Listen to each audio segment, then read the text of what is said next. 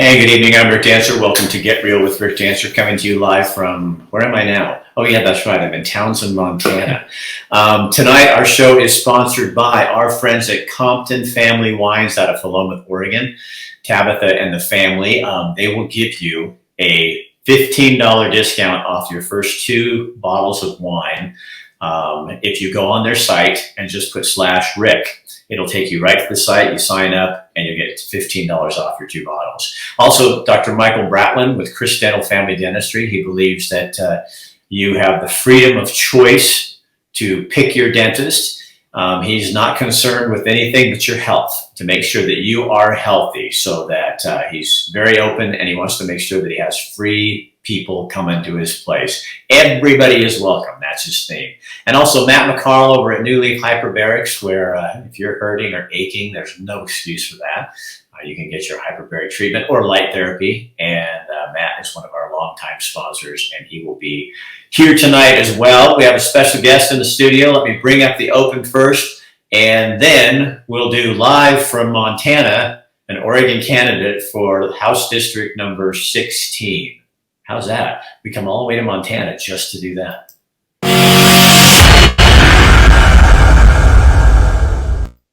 That's my new open. That's awesome. That's an awesome open. Here we go. There we go. Joining us now. I'm going to bring that all the way over here.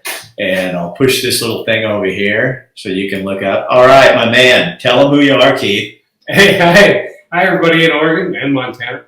I'm Keith Lembke. I'm running for House District 16 in Corvallis, which is basically Benton County. Before I get started, I do want to throw one out to Compton's Vineyard, though. It's a great place, great wine, and if you guys get to go there, do it. Unfortunately, they're no longer in my district. It was redistricted last year. We'll talk about that in a second. So tell them about your past, because you've got kind of a... Yeah, I've got kind of a weird past. So first, tell them why you're here in Montana. So, we can do this via the internet, but Keith was coming here anyway, so kind of explain to them. Yeah, so I'm actually from Montana. I grew up on, my dad worked for the Bureau of Indian Affairs for a long time, and I grew up in the Fort Belknap Reservation, which is, for you in Oregon, you don't know where that is, but it's all the way up near the Canadian border. And so I would visit him this year, or this week, and so he just wanted to give us a bunch of stuff, so I brought my son up, and we just collected a bunch of stuff. And then I'm taking it back down to Idaho for my son, and it was giving me a chance to see him, and I just got the opportunity to drop in to see you. So he's on a road trip, and he comes to Townsend, Montana. We're going to go out and have a couple of beers at the local brewery, because his son is a brewer, not brewing now. But we thought, hey, if we're going to be here, we might as well get some expert advice. Exactly, right? Yeah. I want to know it was awesome. I want to know what he's doing. So you grew up on the Indian reservation. Mm-hmm. What that gives you a different perspective. Yeah, I mean, what it does is it gives a perspective on culture. One of the reasons I'm running is as we get more into history, because I spent a lot of time overseas working with other cultures, but we have an attack of culture and values in our society now, and I think there's a large portion of the society that just isn't being heard by anybody, particularly in Oregon. And if you're going to have peace and you're going to have tranquility, and if you're going to have a society that's working, everybody's got to be heard, and that's what I learned on the reservations growing up. We tried to force their culture to change, the Native American culture. And first of all, we did it by guns in the 19th century and early 20th century. We did it by force. And then then when I was growing up, we had the New Deal, right? Or the New Society, from Johnson, which was really working inward, trying to change the family structure and all that. And what we didn't destroy with guns and money, we destroyed with education and other money. So growing up on the reservation, you saw firsthand what heavy-handed government does Absolutely. To people. And it was all big hearts. All the big hearts. Yeah, they thought they were doing the right. But the effect was totally different. In fact, my mother was a huge Democrat up until she taught on the reservation, up until she saw what happened. And then she saw the effects of the policies that she thought would have been really great. It was really Johnson's New Society, if you go back to them and the assumptions underneath them. And it really destroyed the infrastructure of the family and the tribal culture that was so important. It was really the glue that held their societies together. And it's taken this long for those societies to come back together. They're just starting now. Right. And so that caused her to quit the Democrat Party back then. because they wouldn't change. They just doubled down what wasn't, and she just got frustrated. Well, that's what I learned, and that's what I looked at or studied as I was growing up. And later I would go in the army to other countries and I'd see the same thing. And I see the same thing in our communities now. The culture's changing.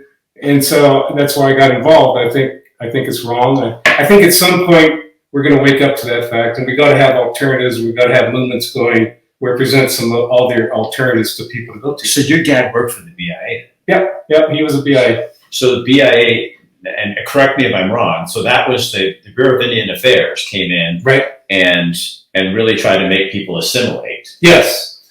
And so did your dad see that was not working? Well, he changed. I mean, initially when he came in, he was, big heart, going to go out and save the world. And they were trying to change them to farming at that time. And this was even in the 60s. And they've been trying to do that for 80 years, by that time. But the problem is the whole fiber of what they thought was important as people, right, wasn't farming. And the West tried to force them through religion, right, and also through economic means, which is farming, to try to force them into that box. And it just didn't work. And it wasn't working even in the 60s. So it even changed him and his approach. So how are we still doing that today, do you think? How do you see that still happening? Well, what happened in the 70s and the 80s, and the American Indian movement was a big push for this, it caused kind of a hands-off approach. And it caused the government to, okay, back off and let the societies try to figure out how they're going to fit in to the new world. And they're still wrestling it. If you go onto any reservations, they're still wrestling with that. But they're slowly evolving. They're finding their niche in the world. But it's got to be them that figures out how to do that, not an outside culture forcing them into that box. So is that what you see kind of the white culture doing to Black America, to Latino America, to... Well, yeah, exactly. For instance, in Corvallis, we have 16% of the population in Corvallis are Latino. Well, the liberal side or the Democrat side, and most of them are probably registered Democrats because that's been the force. But the problem is, the people I talk to are getting very frustrated because they feel like their social values, the family particularly, their religious values, those things from Catholicism or whatever religion they came from, or the country that came from, those values are being totally ignored. And they're worried about their kids because their kids aren't getting, they're given, like, I call them lickies and chewies. The government gives them little things, a little bit of money here and, welfare there and a little bit, but they're not giving them the opportunities they need to become part of the society. And their culture that they came from is not being allowed to be part of the melting pot because their family aren't, right? And their religious base. So we can say it and we preach it that we're doing this. Right. But the reality is we're doing it from almost the same thing we did to the Native Americans. Here's the white man way we do right. it. Instead of going, what's the Native way to do it? So right. instead of going, what's the Latino way? Yeah. What's the Black culture way? Right. We're going in and being do-gooders with right. probably good hearts. Yeah, absolutely. We shove this and people are like, and it's caught up with them. Yes. And, we're saying here's the progressive way, right? Here's the... Which I question. The word progressive means right. You're moving to a better place. And I'm saying all this progressive being very regressive. Well, you got to remember, when we came over, everything we were teaching the Indians was going to be progressive, right? The religion and industry and all that. So to make them better them better people, right? To the point where we would separate kids from the family, and then when we put them back together, we would destroy the family because we'd give incentives for the husband to leave the wife. They'd get more welfare that way. Just bad policy, great intentions, but really bad results. But we see the same thing I see the same thing within the communities, even in Corvallis. 47, they redistricted, they gerrymandered the district last year. Yeah, and you guys, if you don't know what that means, it's when one party really tips the scale. I even heard an interview where DeFazio said on the 4th district, well, I think we've redistricted enough so that now that it's going to be okay, I can step down and some other Democrat will Right, see. exactly. I mean, nobody hides it, and yet it happens all the time anyway. Go ahead. Well, my competitor, the Democrat, is a guy by the name of Dan Rayfield. He's the chairman of the House of the Assembly, the State Assembly. Probably a smart guy, very young, probably a really great guy. I don't know. I mean, probably means really well, but they want to make sure he stays in power for their agenda to continue on. So what they did is they redistricted the district, which was basically Benton County. So now it's 48% Democrat registered, 16% Republican, 35% non-affiliated, and then 4% independent, and the rest are all kind of the last 2.5%. And they did that obviously intentionally, right, to get him reelected, right, without having to put. It doesn't matter what the voice of the people is; it's get your party in. Right, and how they did that is they broke off Philomath. Oh, by the way, and that's Compton's. That's where Compton's vineyard is, and that was. They took Philomath out of that House District 16, and they took the conservative parts of Albany out and mixed it with going north towards a more liberal place, so it then equalizes what is now Albany. What's interesting about the redistricting too is some group, a really liberal group out of the East Coast, did a study, and they said Oregon's was totally unfair. Yeah. And yet everything you hear out of Salem and all the people around the Democratic Party, and this was no, it was fair. I mean, it's just when you got think tanks outside the area saying you guys really screwed this up. Yeah, when you get into the details, and frankly, if I were them, I'd do the same thing. Right.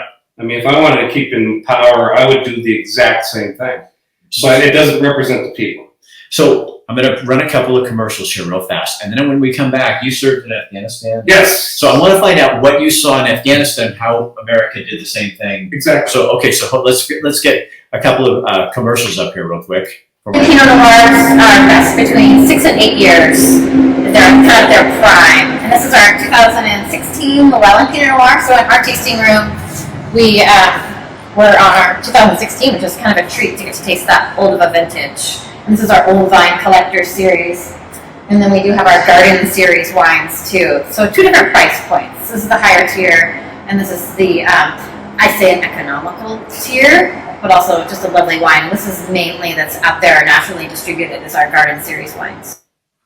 And again, if you guys go to Compton Family Wines /Rick, you'll get $15 off your first 2 bottles of wine. So talk to me about Afghanistan. So you served, what did you serve in? Well, so I retired out of the military in 2007 as lieutenant colonel. And I've been in Iraq, and I hadn't really been in Afghanistan, but I always wanted to go to Afghanistan. So I ended up contracting as an advisor for the Afghan army. And then I ended up staying there for 14 years in all different capacities. Basically intelligence advising, we were building capacity. And so what I found in Afghanistan more than anything else was that we represented a very small government that was very progressive, and their vision was to evolve Afghanistan into a social welfare state. But the army that we were using to help them, the recruits all came from half of the country that under the Taliban had been oppressed by tribal and basically the type of Islam. They're all Islamic. It's just the fiqh of Islam, the fiqh being the jurisprudence, how they practice the law. Okay, it's different amongst all the different tribes. And so you had the big group down below, which are the Pashto and the Deoband and Hanafis. That's the recruiting base from the Taliban. Well, they were basically taking on all the minorities, and that was the Taliban movement, and they were winning. When we went in, the minorities, tribes who practice different fiqhs, we helped unite them against the Taliban. Okay. And then we joined them as the army and the security forces to the government. But the government values didn't represent the army that we were using to fight the Taliban. Really? So we became the glue between the two. And so if you look at the Constitution, which was at best, academically, you could call it a negotiation between the progressive welfare system, which was the United Nations Bill of Human Rights, and Islam. And what they put Islamic, words and a little bit of fluff around it, but it was really a progressive welfare state. And so it never really was adopted by the majority of the population as the values they wanted to live by. So the war really became one group of tribes with an Islamic fiqh fighting another group of tribes with an Islamic fiqh for the power, with the government being the guys who are getting all the money from the outside and distribute it. Wow. That's what it became in my mind, right? Well, from an institutional point of view, from the U.S. point of view, it became very defensive, right? Because institutions, they're trying to put their heart and soul into this, and they want to make it work. The NATO wants to make it work because if you're going to produce this progressive state that's going to fit into the new engagement with the rest of the world, you got to get them off. In their mind, you got to get them off the tribal Islamic values, and you need to get them more towards an industrialized nation state, progressive welfare state. So we were trying to force them towards that. So isn't that, I don't, and correct me if I'm wrong, I don't mind being stupid. I love getting educated. Isn't that the same thing we did to it's the same thing. The Native Americans here? Yeah, yeah. So we realize that it's wrong to do it to the Native Americans, but we go into Afghanistan. Yeah, it's like we forgot all those lessons. And we're still doing the same thing to the Latino culture. We're still doing the same thing to the Black culture. Yeah. We're trying to pretend like we're giving you this great opportunity, but we're really trying to make you like us. Right, as opposed to going, here's a big... We have an idea, we want a social state, it's the progressive. Right. And we're going to push you into this place because it's going to be good for you. Right. Well, and to do that, we got to do several things. We got to get rid of religion. That's an old Marxist theory. That comes... And right. that's why the... That's the same thing that's going on in our country today? Yeah, exactly. I mean, so if you look at... You got to get... So do you separate... Is that the code? Is that the theme, like as a military people? To go in and you divide and separate? No, the military is working for security, but it's the goal of the architecture of the State Department. The whole, that was the international movement, right? That was more of the international goal. Because if you can take a third world country like Afghanistan and bring it into a place where you've kind of pushed aside the tribal and Islamic values as being the predominant and in place a more progressive international view, and if that's successful, then you found the success, that's the key to success on whatever you do in the world. And that's how you help bring the whole world, I guess, into peace and harmony. Is that possible? It's the people that have to decide to evolve. Our culture, we evolved. We have. If you go to we started where we still had slavery in our Constitution. But we built a system, and it was the Bill of Rights to me was the most important part, because it's an agreement between individuals and the supreme power, where the individual authorities or rights were actually the part of the values that, even though at that particular time we did some horrible things to people, and I got that, but those were the values that allowed us to evolve out of that. It allowed us to go all the way through Civil War, where a third of our population basically suffered. And so it was that system of values that were created for this country that became our culture that allowed us to evolve out of that to where now, in the 70s and 80s, the big thing was diversity, right? Bring everything together. And I'm all for diversity, but it still has to be under a common theme. And the common theme was every individual was equal, right? Period, regardless of anything. Right. And oh, by the way, there were some laws that are just... they're natural laws, right? So not everything is a man-made construct. And some of those are truths, right? And you have to have truths. So hold that thought for a second. Okay. I love to talk about truth. Let's get two more advertisers in here. Matt McCarl. Hello everybody, Matt McCarl with New Leaf Hyperbarics and Wellness. And we're going to talk a little bit about hyperbarics and why. So hyperbarics, and the easiest way to think about hyperbarics is oxygen therapy under pressure. So you're breathing oxygen from one of our concentrators, and then you're in this nice vessel right here. It's rather large, room enough for 2 grown adults actually, once it's fully inflated. In here you're 10 feet below sea level, which allows us to put 4 times the amount of oxygen in your body. And since oxygen is a natural anti-inflammatory, detoxifier, immune booster, stem cell producer, collagen producer, and it does all these amazing things for us, we just normally use every bit of it on a daily basis just for our body to function. In the chamber, since we're putting 4 times the amount of oxygen in your body. That anti-inflammatory effect is equivalent to taking 40 Motrin or 12,000 milligrams of ibuprofen. If you would like to know more, look us up online at newleafeugene.com or find us on Facebook or give us a call, 541-636-3278. It's never good to have too far to the right and too far to the left. I think it's always, and that's why, like, the Betsy Johnson, I'm paid for one of her boards to be up.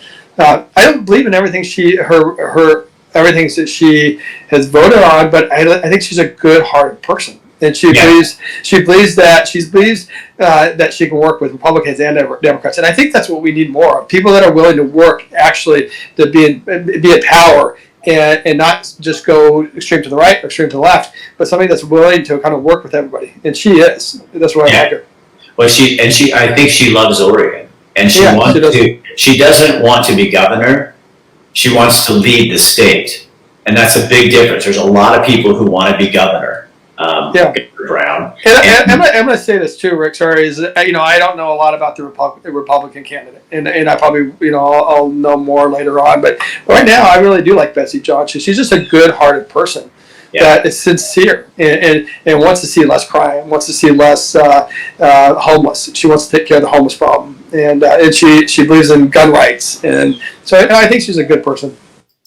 So let's talk about that. Like Corvallis, first of all, I guess I want to ask you, why the hell do you want to do this? You're retired. You obviously don't need the $2,000 or whatever this measly little fee that they pay you. Keith, why do you care? Well, because I spent most of my life fighting for other people's values and culture, and then I come back to the United States and I see this rift in my own backyard, and I think there's a balance required for all issues. All decisions needs to be a balance. I'm not against one side or the other side, but I don't think that you should be using force to prevent one side from talking versus the other side. And so I want to get involved. I also substitute on the side, by the way. And the fascinating thing about kids is they always complain. They always have complaints. So you say, okay, we'll do something about it. Mm-hmm. Well, if I'm going to complain about it, then I kind of have to look myself in the mirror and go, okay, do something about it. So I want to get involved. And the issue is, can you change anything? I think you can start movements, right? I think you can lay seeds and start social movements that will build over time. And I think will bring a little bit of common sense back into the bit, especially when things fail and then they're doubled down and they fail bad. Because if a bad policy fails, one thing I've learned overseas and on the reservation is when they fail and you pour more gas on it, it doesn't get any better. Don't you find that interesting? I find people, they yell at me and scream at me because I'm like, if it's not, we're a year into what we're doing here, and our inflation is at 9.1%. Something isn't working. So rather than just pretend, okay, so I made a mistake, we got the wrong person or whatever, we keep sticking up for these people and allowing it to just get worse and worse and worse. And at some point you have to say, okay, it didn't work. Now, what do we do differently? You know what I mean? I do. Yeah, and it's very frustrating. Oh, because I watched that overseas. We did the same thing for 1 year at a time for 20 years. It never worked. The next guy would come in and do the exact same thing, even harder, and it wouldn't work for the same reasons. So no wonder soldiers got so frustrated. Oh yeah, they got massive. Because it's like we're here. If we asked any of you what would be the right thing to do, you all knew. And you couldn't do it. Well, I think there's debate in that, but the thing is, there never was a debate during that entire time. You never had those. I mean, sorry, it happens. I felt like there was a lot of us, but we were kind of a minority. But we'd been there for a long time. I was there for a long. I worked a lot with the tribes, whereas most people didn't. I worked from district all the way up to Kabul. And I kind of understood what the problems within the society that we're creating the friction at the local level, not at the Kabul national level, but at the local level. And no one cared. But that was the recruiting base for both sides. So now, how is that happening in Corvallis? Same thing. There's so much frustration within the different groups of people within Corvallis.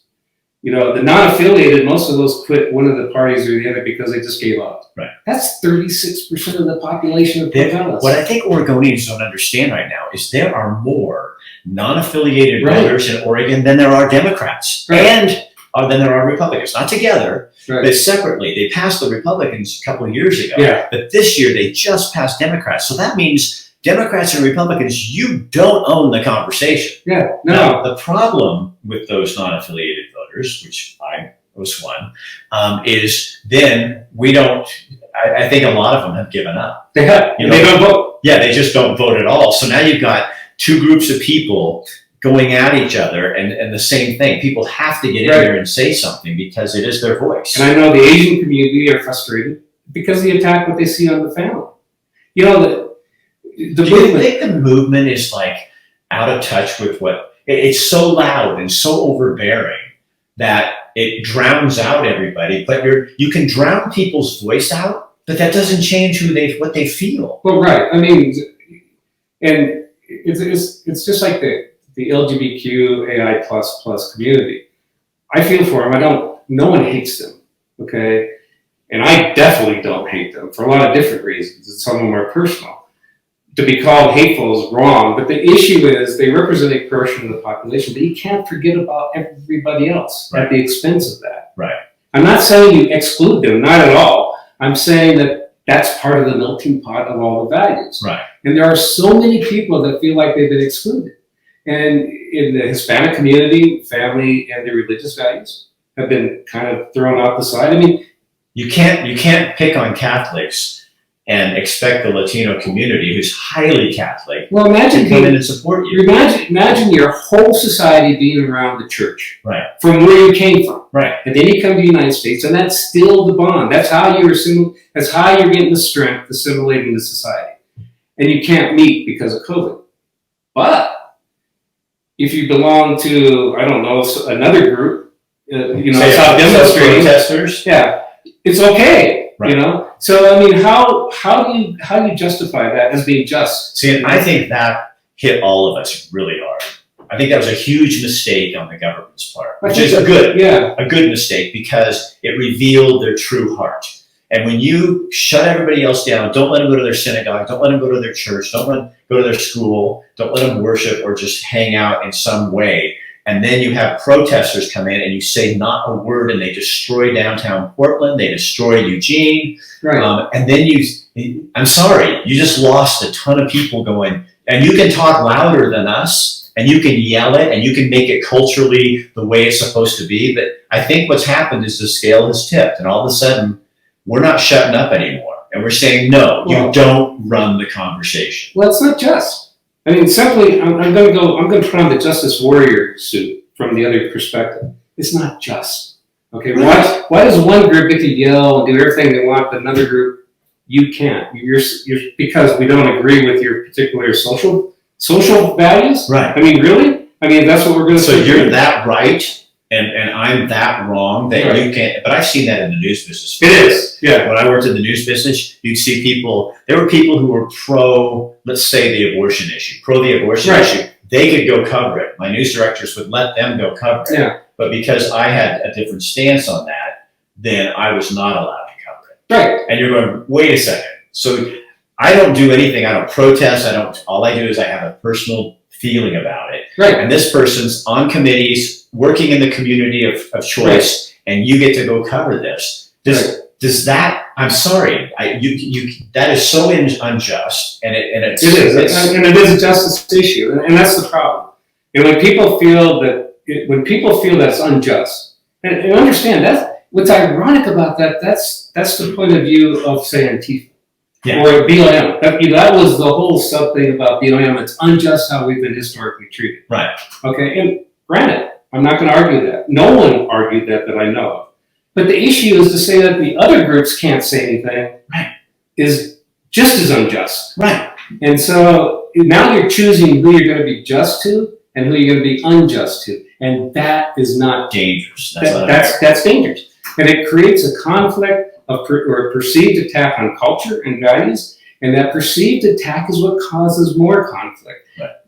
I've been involved in 10 I would say, in cultural conflicts around the world, Afghanistan being one of them. And Iraq was one too. You're growing up years in the reservation. I saw every day on the reservation, every single day. Going to school, people was a conflict of cultures, you know? And so I've lived with that my whole life, and I'm going to tell you that if one side feels that they're not being listened to and the other side is getting favored, that creates massive tension, and it doesn't help anything. And in fact, what it causes is ultimately violence because you feel like you have no other choice. And we got to prevent that from happening. So don't you think sometimes then what I think, you may have a win in the beginning, where I think let's take the protests. Yeah. So for a while, it kept happening, and people just sat back and you couldn't say anything because Facebook would literally knock you off. Right. If you said anything. And so there was a win for a while for that voice. But what you don't understand, I think, is that when you quiet people down, they go inside and they dig their heels in. Yeah. And it's like, and we can be silent, but when you push too hard, and that's what's happening right now. I think it's this whole voice is raising up and going, okay, you have gone way too far. Well, yeah, the frustration's raising, and then what's even worse is you have, you start, and I don't care what anybody thought about Trump. That's not the discussion. But the thing is, if you were a Trump supporter, which was 70 million people, you have a commission in Washington, D.C. that says you're potentially a bad person. Why? For speaking my mind? Right. I mean, when Antifa was burning the city, it was what was the term? It was basically peaceful, or it was the term that was used. It was mainly peaceful protests as they're burning as the court and destroying businesses. And so now you're going to use January 6th as well. That's not mainly peaceful. That was everybody is a particular insurgent.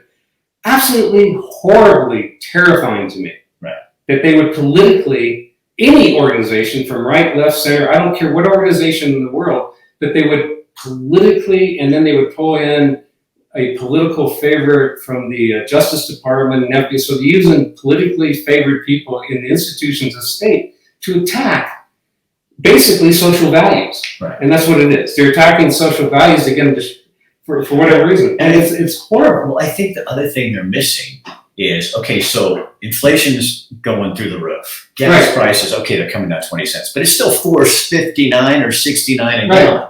So all these things are coming on that really eggs. The other day, my wife and this lady were at Winco, and this lady looks at my wife and she goes, "Weren't these $1.50 last week?" And Kathy goes, "Yeah, $3.59 for a dozen cheap eggs. These weren't like organic chicken bottom eggs. I mean, these were like the shit eggs." Yeah. And so when that's where people are at, and now they're doing this January 6th thing, and I think it's, to most people, it's irrelevant. It's totally. And except for the ones that are still sticking up for Biden or hanging on. No, we did the right thing. It's like, just admit it. It's over. And everybody, the major population, your president has 70% again people that don't approve of it. So 90% of the district that I live, I mean, other than the diehard, they're gonna go with Democrat no matter what, and that's okay. I'm not okay. Whatever. Well, it's not working, but it's what they do. I mean, that's what they do. I mean, and I would be a hypocrite if I said, "Oh my God, they can't do that." But the whole point is, there's a huge, significant part of the population. They don't care. They're caring. I mean, do you know that there are high school students that make more than teachers? Yeah. People don't know that. And so the money that we've poured into education, where the hell's that gone? Right. I mean, seriously, where the hell has that money gone? So how do you feel about school choice? Absolutely. So reservation. The kids whose parents made the sacrifice and put them in Catholic schools got off the reservation. The kids who went to public schools, other than a few of us, I went to a public school, but I would go home and do homework every night. Whereas most of the kids, their parents were either alcoholic, because at reservations at that time, they still are, they're kind of a rural ghetto environment. Right. Controlled, a put together ghetto. And the tribes and the families are working themselves out of that when they're given the resources to do that. And they haven't. And it's fascinating for me to go back because you can see the growth. But it's them doing it, not us, right? And so, so I won't say, I don't want to sit there and make those accusations. But when I was there, it was definitely a rural ghetto where most of the people were on drugs, alcohol, most of them in, because you took their honor away from them. Their traditional honor went away. they would join the army so they could get some of their traditional honor back through fighting. Right. People don't understand that, and it's an integral part of their culture. Well, we not necessarily we as in us, but at that time the thought was that's how you took the savage out of the Indian, right? You made them farmers and you took the kids away and educated them. Didn't work. So it became a ghetto sort of thing. And so those kids would come back, their homes are broken. Right. They had nothing to come back, so they didn't study at home. They didn't study at school, because school was a fight every single day because of that internal conflict. And so what happened is those kids, I had a class of 19, I think, and I'm guessing a handful are either still alive or healthy, haven't been on drugs or alcohol or in jail or something. I only know of 4. And the rest have had really hard lives or they're no longer alive. And so it was to pull people out of that, we have to collectively start getting off of those policies and coming up with other ways of doing it and using a little bit of wisdom. So you know what I like about you? I think it's kind of cool because you've grown it. You've seen this from a different perspective from most people. Yeah. And so if you come into this office and you win this, you can come in and go, okay, it's good to feel well and to do good things for people, but we have to understand their needs and their cultural needs. And it's not, there is assimilation with people, right? But do it culturally appropriate to them. And yet what we do is we think we're being culturally appropriate, but what we do is go in and pretend like we're them. I've always thought this about Yeah. I have a friend who's she experiences Down syndrome. And she said to me one time, Rick, I don't need you to guide me through.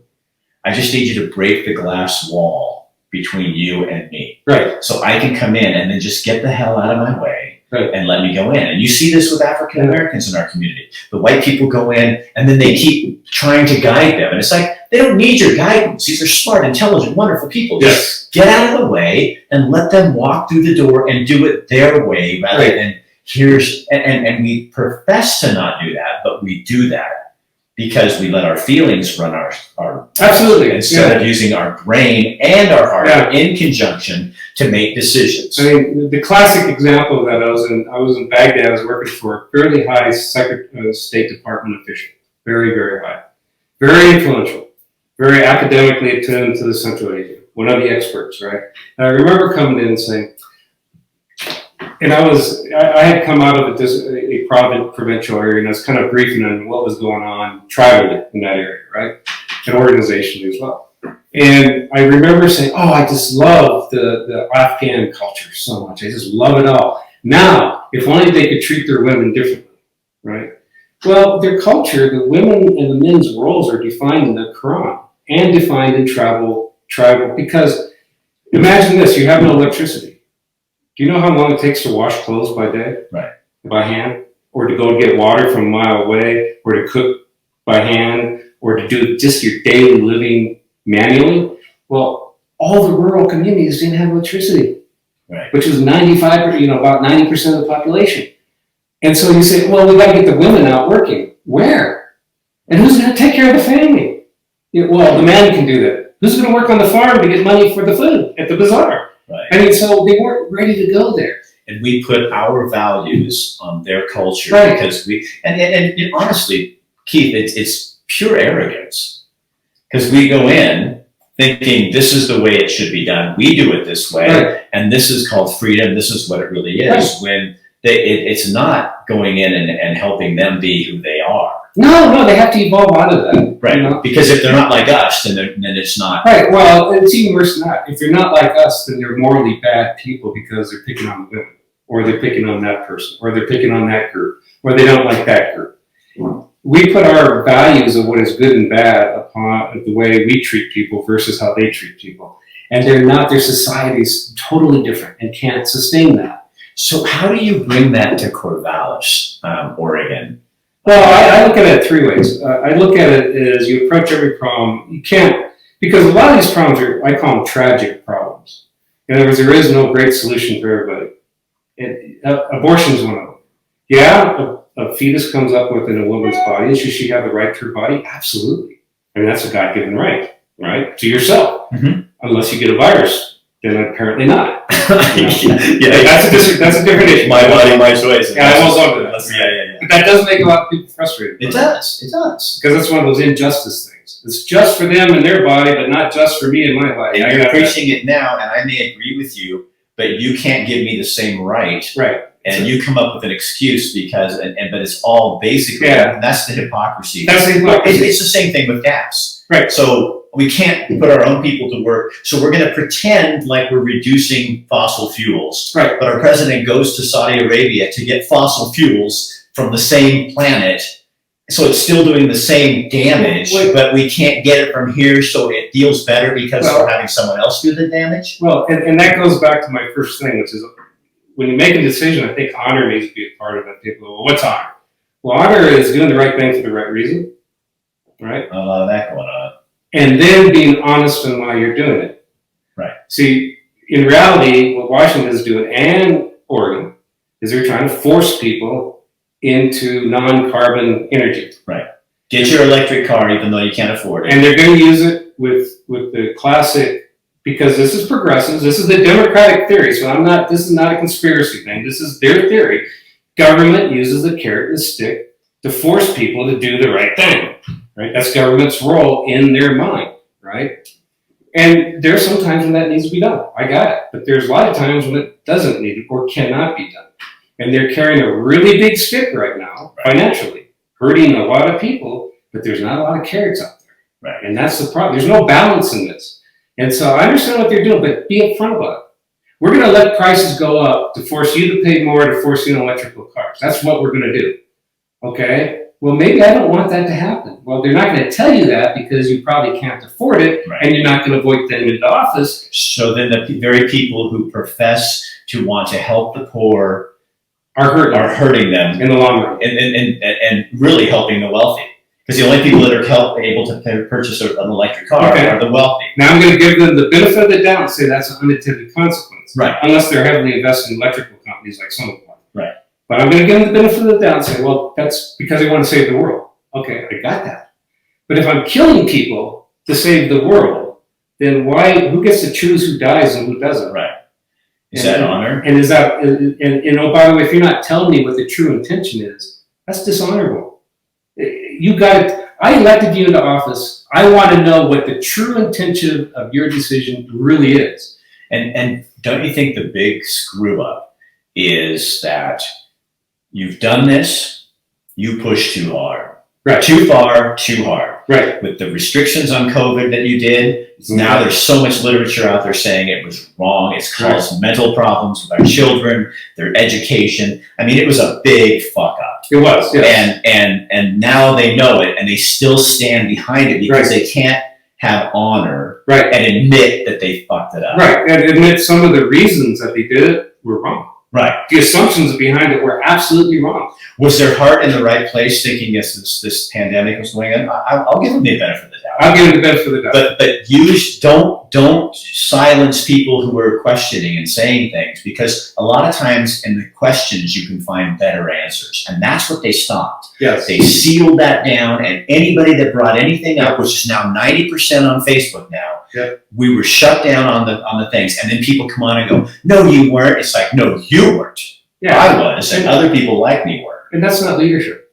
No, and so then what you end up doing is you create that frustration in people, and then now you have a battle on your hands. Right, and then you try to shut it down, which even adds more fuel to a fire. Right. You know, you get the mass media or you get the social media to shut it down, so you can't express yourself. Right. Because we don't want anybody to hear that, which just adds more fuel to that fire. Right. And more distrust, by the way. Well, and I'm the first to admit, I don't think that a red wave is the best thing for the country. You know what I mean? I think a balance is needed. We need balance. Yeah. And what they're creating by continuing to do this is they're fueling that red wave. Dude. And they're going to push it. The very thing they fear, they're going to push right into action because they pushed too hard. Or worse, in which they use police and military to try to stop the red wave because they have to. Right. To save power. That's the worst of all, because then that's what bleeds into more violence. And then you do have violence. And it won't be the red wave that causes it. It's going to be the government or the power's reaction to a red wave that they can't stop politically or economically. So the last weapon of the state they can use is the police. And when it gets to that point, that's where the problem lies. Well, and they've alienated the police. Well, not the federal police. Oh, Right? I mean, the whole issue is, I'm going too far. I don't want to go that far because I don't want to sound like a conspiracy guy because I think no, you don't. I don't think you do. But I think this is just a natural evolution. I've watched this in other countries. Right, but what a profound thing to have you in a House district. And if you could try this in Corvallis and get people to come on and say, okay, let's look at what we've done to our culture of Corvallis and District 16. Yeah. And let's change it inside Oregon and go in and use what you know and then put it with, so we bring progressives and Republicans and non-affiliates together and say, okay, how do we make sure that the family structures of these things, that the trans folks they're brought into the value system, but it's not forcing a value system on everybody else either. No. You're the first person I've ever talked to, and I mean this. I mean, I don't even know you. Yeah.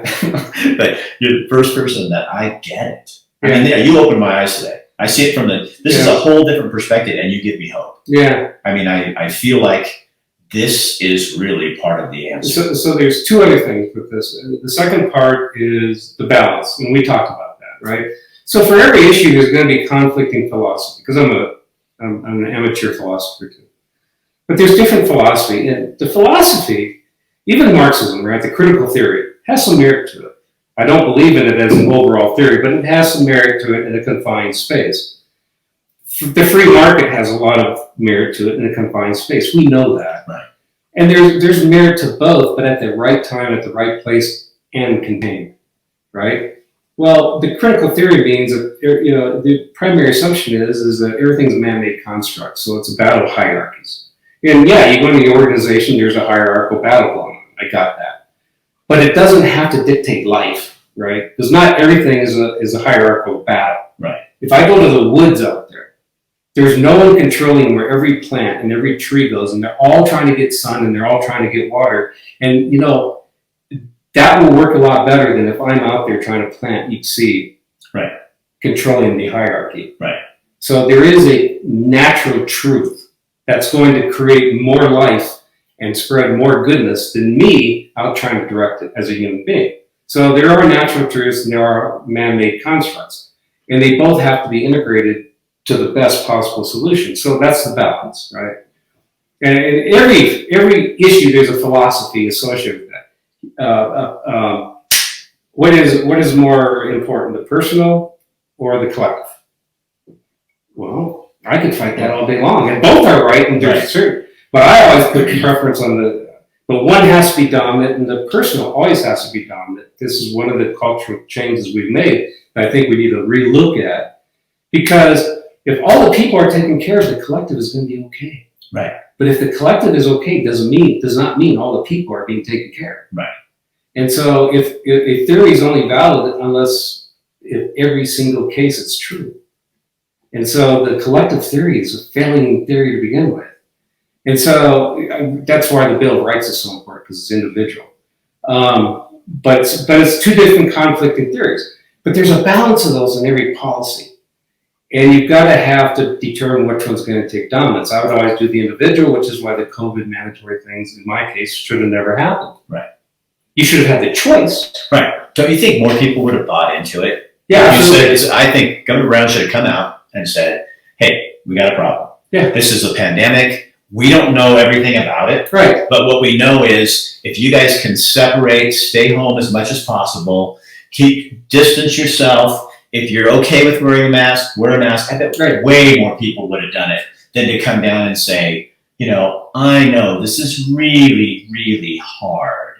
Right. And pushing this agenda, that's what repelled. It's like it repelled people, and it brought in the fearful, and it took the people who are fearful of being controlled and threw us out on the other side instead of bringing everybody together. Yeah, and the other thing, I think people have to understand the balance, right? Right. Government, that's the administrative state. This is Truman, right? Why do we let elected officials figure out technical problems Right. because they don't have it. So we're going to allow the experts in the government to do that. The ones hired to do that. That would be the CDC in this case, right? Right. Dr. Fauci. And there's the same in locally, local experts, right? The problem is that, and it makes sense, have the expert make the policy. The problem is they become corrupt within themselves because then they become, well, I know more than anybody else, so therefore, even when they don't, that goes back to the honesty thing. Goes back to the honor thing. Here's my policy, here's why, but here's why what I don't know. And we never heard that. Right. We never heard an honest thing about that. We've always heard, well, this is the way it is. But then we find out later that really wasn't written by anybody. Right. I mean, talk about distrust. So, and the third thing, so that was honor and then balance. So there's got to be a balance in everything. And then and that balance, by the way, is going to change by time and by event. Okay, fine, but that's what legislatures are supposed to do. Right. That's why you have debates. And then they had debates. And that's why we got to get more different views into Salem, by the way. So we do have debates, because right now there's no debate. No, supermajority is the most dangerous. Supermajority of Republicans or Democrats or non-affiliates. That's all dangerous. It's dangerous. And then the third thing, of course, is wisdom. So one of the primary things I found in Afghanistan and in the reservation and in Corvallis is, there are some problems there are no good answers to, and sometimes it's best to do nothing. Here's why. If you think about it, history and organizations or people, groups, whatever, they evolve over time. They evolve to what works for them, which is why they're still in existence after certain occurrences happen. So sometimes the current conflicts are actually what's holding things together. So sometimes it's best just not to do anything. You can start getting involved with it, figuring out stuff, and look for a forward way out of what's going on that's better. But sometimes it's just best as a government to go, whoa, wait a minute. This is too difficult. This, Roe versus Wade. We just had it thrown out at national level. It goes back to the state, right? And so everybody goes, oh my God, what's going to happen? Why? Right. Don't do anything. This is a great time for what I call a problem where there is no great solution, to just keep it the way it is and then go, okay, hey, you guys out there, collectively, where do you want this to go? Right. Take a deep breath. We don't have to do anything right now. Right. And this goes for both sides. Because all of a sudden it becomes people are crossing the lines and dying. Yeah. Well, that hasn't happened. But Yeah, we're so reactive. Right. And instead of we try in the attempt to try to be proactive, we Right. become reactive. Because sometimes I think in my world, God just says, Rick, shut the hell up Yeah. and sit Yeah. and be still and know that I am in charge. And there's wisdom in that. Right. Right? I read a quote from a Jewish rabbi just like 2 weeks ago. Yeah. It said, it is better to be wise than to be right. Yeah. And sometimes, it is. Because sometimes right creates really bad problems for those who don't think you're right. And that's okay, but you don't have to force it. And there's a lot of other issues that I could say with wisdom. But we have to start a plan. Sometimes you have to take short-term pains for long-term gain. But, and that, by the way, that's what the energy issue is, right? We're going to make everybody kind of pay the price now, but we are later going to be the world leader in alternative energy. Well, okay, if that's true, then why is 85% of our supply chain in China?